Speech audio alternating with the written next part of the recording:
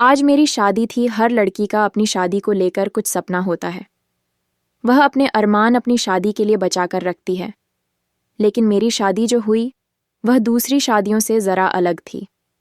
यह शादी का मुहूर्त सौदा ज़्यादा था। मेरी मजबूरी का सौदा में करके विदा होकर अपने ससुराल आ गई। मेरे ससुराल में सिर्फ मेरा पति और मेरे ससुर ही थे। मेरा स्वागत करने के लिए वहां पर कोई दूसरा नहीं था।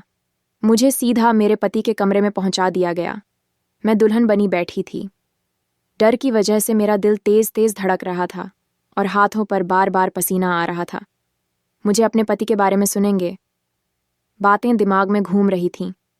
अरे से शादी मत करो, वह पागल है। अरे वह तो साइको है। अरे तुम तो अच्छी भली पढ़ी लिखी लड़की हो, फिर क्यों पागल इंसान से शादी करने की बेवकूफ़ी कर रही हो। एक के बाद एक बात मेरे दिमाग में चल रही थी। मैं अपनी घबराहट पर काबू पाने की कोशिश कर रही थी कि इतने में मेरा पति अंदर चला आया। मैं थोड़ा सिमट गई। वह आकर मेरे पास बैठ गया और मुझसे कहने लगा कि अपना ज़रा घूंघट उठाओ। मुझे बात बहुत अजीब लगे, लेकिन मैंने पहले ही अपने पति के बारे में इतनी अजीब अजीब बातें सुन रखी थीं, इसलिए मैंने उसकी बात मानी और अपना घूंघट उठा।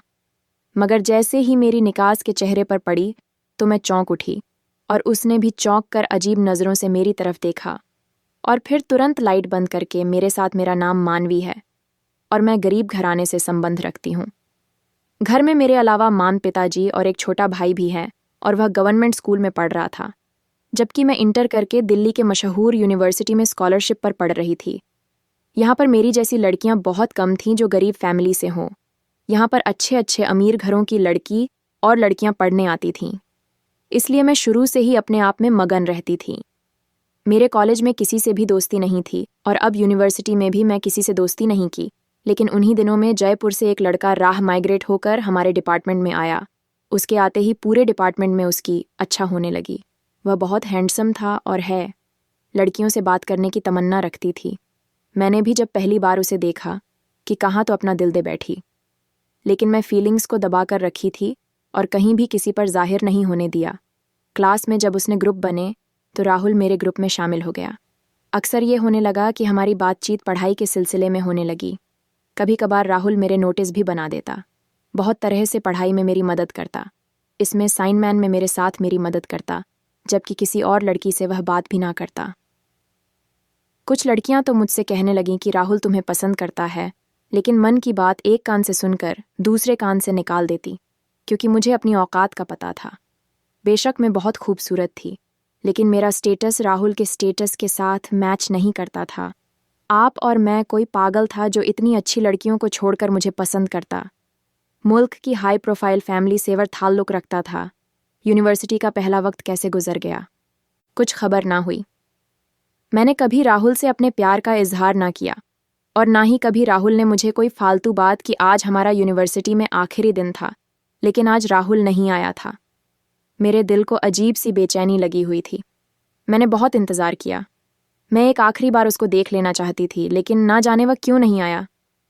हमने तो कभी एक दूसरे को अपना फ़ोन नंबर भी नहीं दिया था, तब इसकी ज़रूरत ही नहीं पड़ी थी और आज आखिरी दिन भी आ ना सका। कुछ दिन तो यूनिवर्सिटी के थकान उतारने में गुजर गया, लेकिन फिर यूनिवर्सिटी छोड़ने की कुछ समय बाद जिंदगी ने ऐसा पलटा कि मैं दंग रह गई। पिताजी को अचानक काम के दौरान हार्ट अटैक आ गया और वे कई दिनों अस्पताल में दाखिल रहे। काम तो बंद हुआ ही था। 71 टेस्ट के दौरान पता चला कि पिताजी को दिल की मेजर सर्जरी करवानी पड़ेगी। हमारी इतनी हैसियत नहीं थी कि इतना महंगा इलाज फोड़ कर सके। आमतौर पर सरकारी अस्पताल से इलाज करवा के पिताजी को घर ले आए थे, लेकिन डाक अपनी शक्ति से उन्हें आराम करने को कहा। पिताजी अब ज्यादातर घर पर रहते। वह बहुत कोशिश करते हैं कि काम पर जाए, लेकिन मैंने उन्हें मना कर दिया और काम पर नहीं जाने देती। एक दिन मुझे चोरी चोरी काम पर चले गए तो तबीयत ज़्यादा खराब हो गई, तो पिताजी भी खुद कहने लगे कि अब जब तक ठीक नहीं होता तब तक नहीं जाऊंगा। लेकिन फिर ऐसा कब तक चलता। घर में मौजूद जितना भी राशन था न खत्म होने लगा। जितने जमा पूंजी थी वह भी थोड़ी थोड़ी करके लगने लगे। हमने घर भी बदल लिया, एक कम किराए पर छोटा घर ले लिया। हमारा चित्र देखकर मैं खुद परेशान हो जाती। भाई तो बहुत छोटा था, इसलिए सवाल ही नहीं होता कि वह काम करेगा और मुझे ही बाहर काम के लिए निकलना पड़ेगा। तो पिताजी ही सब्जी की रैली निकालकर घर के बाहर लगा ली। प्रतिदिन सुबह मम्मी के साथ जाकर मंडी से ताज़ा सब्जी ले आई और वह घर के बाहर रखकर भेज देते।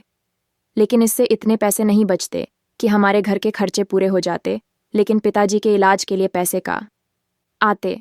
इसलिए मैंने फैसला किया और माँ को इस बारे में बताया और मैंने पिताजी से इजाज़त ले ली। इजाज़त देते हुए पिताजी का दिल भी बहुत भारी हो रहा था, क्योंकि उन्होंने मेरे लिए कुछ और सपने देखे थे और अब एकदम हालात के पलटी की वजह से वह सब अधूरे रह गए। पिताजी की परमिशन मिलते ही मैं अगले दिन अलग अलग जगह पर नौकरी के लिए अप्लाई करना शुरू कर दिया। अखबार मंगवाया, उसमें नौकरियां केयरटेकर बहुत जगह पर अप्लाई किया, लेकिन पूरा 1 महीना में नौकरी के लिए अप्लाई करती रही और मुझे कहीं भी नौकरी नहीं मिली। इंटरव्यू के लिए कॉल आई, मैं इंटरव्यू देने जाती, लेकिन ऐसा लगता था जैसे वहाँ पर पहले से ही नौकरी के लिए सिलेक्शन हो गया हो और यह इंटरव्यू बस एक फॉर्मेलिटी हो। लेकिन फिर इन्हीं दिनों में एक जगह पर नौकरी लग गई। सैलरी बहुत ज़्यादा नहीं थी। मुझे ज्वाइन क्यों है? कुछ ही दिन गुजरे थे कि एक दिन बॉस ने मुझे अपने कमरे में बुलाया और कहने लगे, मिस मानवी, जितना अच्छा आप काम करते हैं उसके हिसाब से आपकी सैलरी और पोस्ट कुछ कम नहीं है। वह उसने मुझे सवाल किया तो मैं थोड़ा हड़बड़ा गई कि हाँ बोलो या ना, लेकिन फिर हिम्मत जमा करते हुए मैंने हाँ कह दिया और वह कुछ देर मुझे गहरी नज़रों से देखते रहे। मुझे उलझन होने लगी, लेकिन फिर वह कहने लगे, आपकी सैलरी और पोस्ट बढ़ सकती है, लेकिन अगर आप मुझे खुश करें। जब बॉस ने मुझे ऐसा कहा, तुम्हें उलझन भरी नज़रों से उनकी तरफ देखने लगी और पूछा, कैसे बढ़ सकती है, तो वह कमीनी हंसी हंसते हुए कहने लगे, मिस मान में अब आप समझदार हैं, समझ सकती हैं, इसके लिए आपको बस मुझे खुश करना होगा। बॉस की बात सुनकर मेरे तो तन बदन में आग लग गई। एकदम खड़ी हो गई और कहने लगी कि तुम जैसे कमीनों की वजह से ही लड़कियां घरों से निकलने को डरती हैं। मैं लानत भेजती हूँ तुम पर और तुम्हारे काम पर, और यह कहकर मैं ऑफिस से बाहर आ गई है। फिर मैं कितनी देर तक सड़क के किनारे चलती रही, लेकिन आखिर कब तक घर तो जाना ही था ना। घर पहुंचकर माँ मेरा परेशान सा चेहरा देखा तो वह पूछने लगी, क्या हुआ मानवी, तुम इतनी परेशान क्यों हो? माँ ने जब पूछा तो मैं तुरंत फूट फूट कर रोने लगी और माँ को मैंने सारी बात सच सच बता दी। माँ मुझे कहने लगी, बेटा अब तुम घर से बाहर निकली हो तो तुम्हें इस तरह के बहुत से बेड़ियों से लड़ना होगा। ऐसे बहुत से दरिंदे तुम्हारे रास्ते में आएंगे, लेकिन तुम्हें हिम्मत से काम लेना होगा। जल्दी मुझे MK एंटरप्राइज में नौकरी मिल गई। ये नौकरी मुझे पहले वाली नौकरी से काफ़ी अच्छी थी। मुझे काफ़ी आसानी हो गई। यहाँ पर काम करते हुए मुझे अब 3 महीने हो गए। यहाँ का माहौल बहुत अच्छा था। मैंने आज तक सिर्फ अपनी कंपनी के हेड को ही देखा था। हालांकि ऑफिस में बॉस के बेटे की बहुत बातें होती, उसे कोई पागल कहता है, कोई दीवाना कहता, कोई साइको कहता, लेकिन मैंने आज तक कभी से नहीं देखा। शायद वो ऑफिस आता ही नहीं था। मैं अभी अपने काम में काम रखती, लेकिन फिर इन्हीं दिनों बॉस ने वर्कर्स की एक एजेंट मीटिंग बुलाई और उनकी तरफ से अजीब ऐलान सुनने में आया। बॉस ने कहा कि जो भी लड़की मेरे बेटे के साथ शादी करेगी और उसके साथ पूरे 24 घंटे गुजरेगी तो मैं इसे 1000 वाज़र दूंगा। मुझे बॉस की बात अच्छी नहीं लगी। ना जाने उनके बेटे में क्या मसला था कि बॉस ने इस तरह का ऐलान किया, लेकिन फिर बराबर यह बात सुनने को मिलती रही। कोई भी लड़की बस बेटी के साथ शादी के लिए तैयार नहीं थी, लेकिन यह बात सुनकर मेरे दिल में बार बार यही ख्याल आ रहा था, इतने ज़्यादा पैसे मिलेंगे तो मैं बॉस के बेटे से शादी कर लेती हूँ।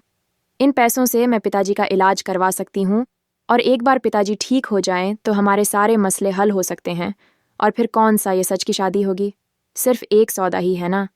लेकिन दिमाग इस बात को झटका दे देता। दिल और दिमाग की जंग जारी थी तो दिल जीत गया। मैंने इस आग में कूदने का फैसला करते हुए बॉस को हाँ कर दी।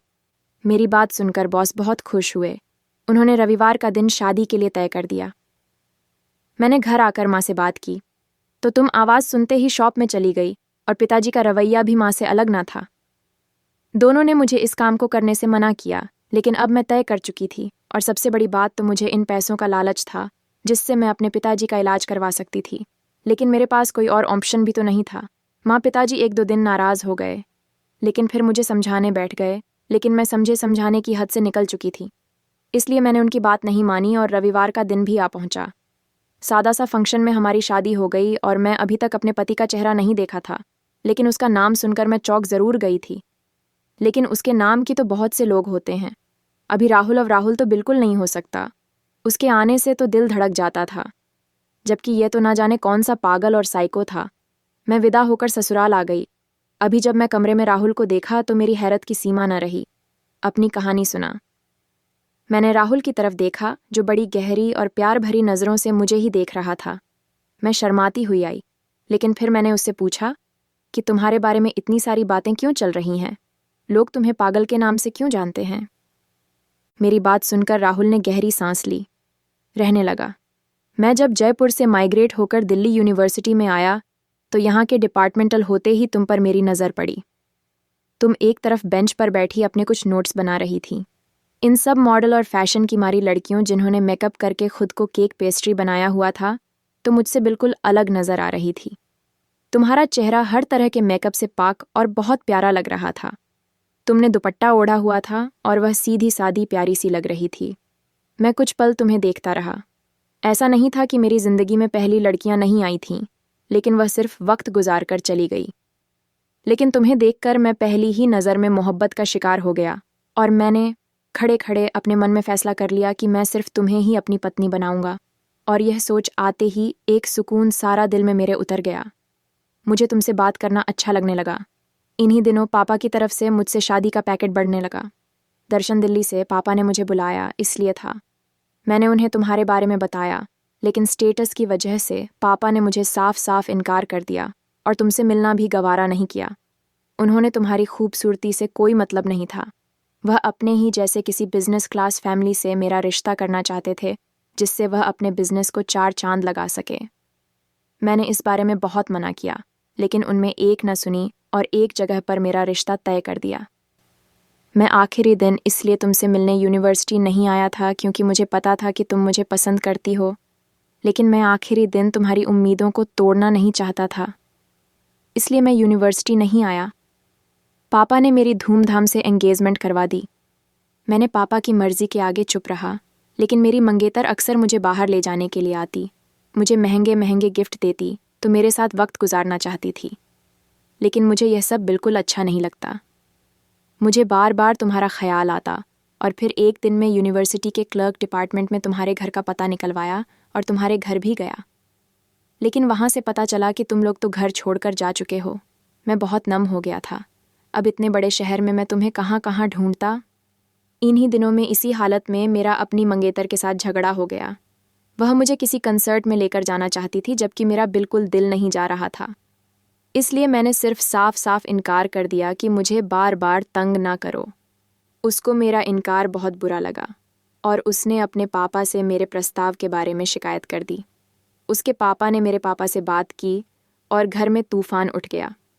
पापा ने तो पहले मुझे बहुत बुरा भला कहा और फिर पापा ने मुझे साफ साफ बोल दे दी कि मैं उस लड़की से माफ़ी मांगनी होगी और हमारे रिश्ते को भी। लेकिन मेरा ऐसा कोई इरादा नहीं था। मैंने ना तो लड़की से माफ़ी मांगी और ना ही अपने रिश्ते को ठीक किया। इसके नतीजे में हमारी मंगनी टूट गई। पापा मुझ पर बहुत गुस्सा हो गए। फिर पापा ने एक और जगह मेरा रिश्ता पक्का कर दिया और मुझे उस लड़की से मिलने जुलने के लिए बहुत कुछ समय दिया। पापा चाहते थे कि हम एक दूसरे को समझ जाएं और फिर जल्द से जल्द वह मेरी शादी पक्की कर दें। लेकिन मैं फिर सिर्फ घर पर ही पड़ा रहता। मेरा दिल नहीं करता था कि मैं कहीं बाहर जाऊं। कुछ वक्त बाद पापा को भी मेरी चिंता होने लगी, जो मुझे वक्त देते, मेरे साथ खाना खाते, लेकिन मुझे अब उनके साथ नहीं चाहिए था।